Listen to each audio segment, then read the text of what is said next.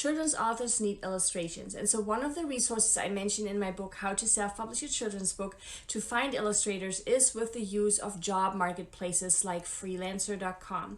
And so the number one question I get regarding this is whether or not sites like Freelancer.com are trustworthy and safe, and whether or not I would recommend using them. And that's what this video is all about. So if you've been wondering about such freelancer sites and if you have never used them before and want to do so safely, this video is for you. Hi there, I'm Eevi, an award-winning children's author and ghostwriter over on eevijones.com and the creator of Children's Book University. I create videos specifically for children's authors, so be sure to subscribe so you don't miss my weekly videos. This video is not a review of any specific freelancer platform. Instead, I will share with you what freelancer platforms are and why or why not children's authors, specifically new and aspiring ones, should or shouldn't make use of such platforms. And so in this video, we will talk about what freelance platforms are, what we as children's authors can use them for, their advantages and disadvantages, and most importantly, the 8 main things to pay attention to when considering hiring a freelancer to stay as safe and as protected as we possibly can be. So let's jump right in. What are freelancer platforms? And when it comes to children's authors, what can we use them for? Freelancer platforms are online marketplaces where clients, in our case us children's authors, and freelancers, in our case illustrators, around the globe can find each other to work together on different projects, which in our case would be a children's book. So in essence, such an online marketplace gives us authors access to, let's say, illustrators, and vice versa. It gives illustrators a place to be discovered and hired or commissioned by us authors. There are all sorts of different such platforms out there, some better than others, and oftentimes with slightly different audiences they are catering to. Places like Freelancer.com, Upwork.com, Guru.com, Fiverr.com, and so many more. You may have heard of these types of outsourcing platforms before, but what can we as children's authors use them for? So here are 5 great examples. 1, the main way I'm using such job platforms is to find and commission illustrators for my children's books, whether that's for my own or for my ghostwriting clients. So if you're looking to have your children's book illustrated, online marketplaces are a great way to do so. 2, job platforms are a wonderful way to hire someone to format your children's book. I have a whole video on how we as children's authors can easily format our children's book ourselves, and I will make sure to add the link to the description below. But if you would like to hire someone to do that for you instead, then using a freelancer platform would be a great way to do so. 3, if you are looking to expand your marketing strategy with the use of a book trailer, then using a freelancer platform to hire such a creator is a fantastic way to do so. And so if you have any book trailer related questions and want to know what to pay attention to before reaching out to a creator, be sure to watch my separate video on book trailers first. I will add the link to the description below as well. The 4th way I use these platforms is in addition to the book trailer point I just mentioned. Because if I wish for my book trailer to have a vocal narration or voiceover, then that's something I would outsource over on such a platform as well. Something I have done hundreds of times back when I had my own motion graphics studio. But again, I will link to that separate video that I made about book trailers below.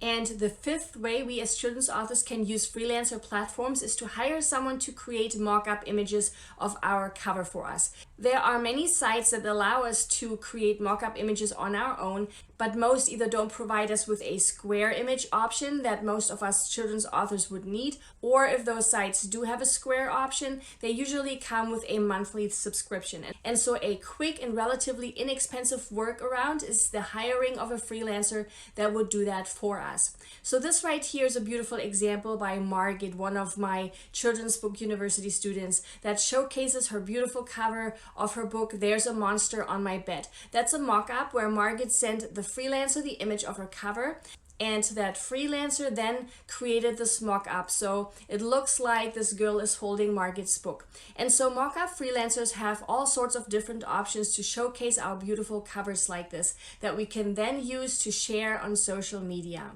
But why should we as children's authors use platforms like Freelancer.com? Well, there are a number of advantages. Number one, and one of the main ones, is that outsourcing platforms give us access to a really large pool of different talents. So if we are looking for an illustrator, there are literally thousands of illustrators on these platforms. Most have advanced search filters, which in turn make it easy to find and hire the right candidate. Number two, another huge advantage to using such a platform is that it provides us with advanced payment protection plans where our money isn't released until we approve the work that we hired the freelancer for. And this in turn makes online payments a lot safer and easier. And if it's a longer project like the illustration of an entire children's book, most of these platforms also provide us with milestone payment options where the illustrator's payment isn't released all at once, but bit by bit based on predetermined milestones. Advantage number three is that we as authors can sign up and post a project for free. Now, depending on the platform itself, we children's authors either get to post a project in which we describe what we are looking for. It's like a description of a job that illustrators then get to apply to or bid on.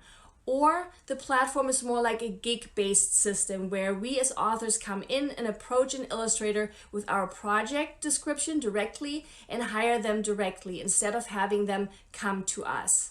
If you need help with the project description, feel free to check out my Illustrator Survival Kit. I'll be sure to link to that in the description below. Advantage number four is that these platforms usually have a rating and feedback system, meaning we oftentimes can see how many clients each freelancer has worked with before and what rating they have received. So we often see testimonials as well as a star rating system, just like the review system on Amazon. And because the rating is so important, it creates a strong incentive to do a great job. Something that I really like is that some of these platforms let clients and freelancers rate each other. So it really protects and serves both sides, because if a freelancer has a low rating, no one wants to hire them, right? And if a client has a low rating, no freelancer wants to work with them. So it is in both their interests to work well together. Advantage number five is that these platforms often showcase an illustrator's previous work. So it almost serves as a portfolio. So this always gives us a great opportunity to see an illustrator's style that in turn hopefully helps us with the decision as to whether or not they might be a great fit for our book. And advantage number six is that generally, depending on what marketplace we are using, it is us clients who own all intellectual property rights, including copyright in the produced work, unless clearly stated otherwise by the freelancer. So that's definitely a big and important plus. Now, the one and only disadvantage I personally see from the side of the client would be that while the posting of our project is free, we will have to pay a fee once a freelancer has been hired or once a freelancer is being paid for their completed work. The fees paid to these platforms depend on a number of things. One, the fees depend on what platform we are using, right? Because each platform has its own set percentages. Two, the fees depend on whether the project we are posting is a fixed price project, or three, whether the project is an hourly project, where the fee then would usually be a flat fee. But given the advantages I just shared with you, I feel that paying this fee is worth it, especially for first-time children's authors that have never commissioned an illustrator on their own. That being said, let's look at the 8 main things we will want to pay attention to when considering hiring a freelancer on such a platform in order to stay as safe and as protected as we possibly can be. Now, like I said before, the main question I get regarding these types of platforms is whether or not they are trustworthy and safe. Hopefully, you've been able to form your own opinion based on what I have shared with you thus far, especially if we stick to more known platforms such as Freelancer, Upwork, Guru, and Fiverr. But I think a more insightful question here would be this. When using a freelancer platform, what should we pay attention to before hiring a freelancer? Because just because the hiring platform is a legitimate one doesn't mean we shouldn't still do our individual freelancer specific vetting and researching. Because what we will have to remember is that depending on the platform, it may not take much to create a freelancer account, right? Pretty much anyone can do so. So here are 8 things we can look at to help us vet our freelancers ourselves. The very first thing I always look at is a freelancer's overall feedback score or rating. I personally try to stay away from freelancers that have a very low rating because that always provides me with a quick way of weeding out a number of freelancers right away. Next, I look at a freelancer's provided previously completed work or portfolio that is usually on their profile. If the freelancer's profile shows no work whatsoever, I try to see if they have provided an external link to their portfolio. And if they have, I take a look. If there is no such link and no work is being shared, that's a big no-no for me. And I pass on that freelancer because if they had illustrations to share, they most definitely would. Now, once I have looked at their portfolio, I already know whether or not I like a freelancer's style and whether or not I can see my book's characters drawn in his or her style. So I'm already a bit more invested. So that's when I deep dive even further. That's when I actually take the time to read at least a few of their reviews, not just those that appear on that first page, but I also like clicking through to the second or third page of reviews just in case. So that would be the third thing I look at. Next, I look at the freelancer's join date, the date they joined that particular platform, because the longer they have been active, the more established their account is. So if an account is a few years old and has a number of reviews and testimonials, we can be fairly certain that this is not a bot or fake account. And finally, I try to see if I can find any other online profiles of that freelancer, whether that's their own website, another such platform, or a social media account, because that gives me yet another way and layer to ensure the integrity of a particular freelancer. Now, besides vetting our freelancers, there are a number of other things we will want to pay really close attention to. Which brings me to number 6. Each freelancer comes with a short bio. And in places like Fiverr, each gig comes with a short description. Always read a description all the way before hiring someone. And if that description leaves anything unanswered, instead of hiring them anyway, I recommend to reach out to this freelancer via that platform's direct messaging system before hiring them. Not only will this hopefully answer the question you may have had, but also give you an insight as to how responsive this freelancer is and how well they are communicating, which is really important when planning to work with someone that may live across the globe. 7. Another thing we will want to look at is the number of included revisions. That's important whether that's a hire for an illustration, a voiceover, book trailer, or any other project. We will want to have at least one included revision. And 8, one of my biggest and most important tips when using freelancer platforms is this. Unless you've worked with that freelancer before, do not take your project outside this platform. That is, if you reach out to a freelancer that you have never worked with before and they invite you to hire them, communicate with them, and pay them outside of this hiring platform, do not agree. Even if this would save you a few bucks on that platform's fee, wanting to take you off this platform should be a huge red flag, because setting up the hiring process and payment process through such a platform is meant to protect you both, the client as well as the freelancer, right? Because this platform helps us settle disputes, it helps us ensure the safe delivery of the work for us clients, and the timely payment for the work for the freelancer. So if you don't know this freelancer and have never worked with them before, and they invite you to take your project off that platform, pass and move on. Don't work with them.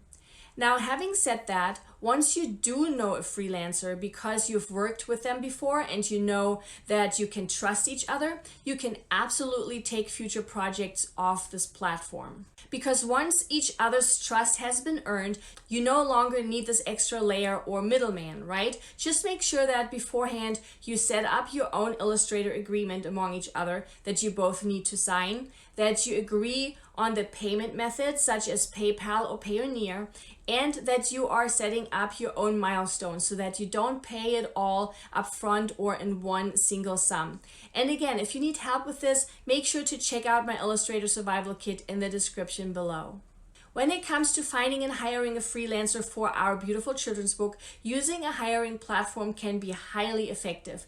Not only do they provide us with a pool of talented freelancers, but they're also meant to provide a layer of protection for us clients as well as the freelancer who is offering their services to us. So especially for first-time children's authors, I would highly recommend going through a marketplace platform. And performing our own due diligence is always so important, no matter what platform we are using, because whether or not our experience on a job platform is a good one will depend mostly on the individual freelancer we are hiring. I really hope you found this video helpful. Please give it a thumbs up and subscribe if you haven't yet. It really encourages me to keep making free videos for you just like this one. Here's to the successful finding and hiring of a freelancer, whether that's for your illustrations or for other creative projects. Bye!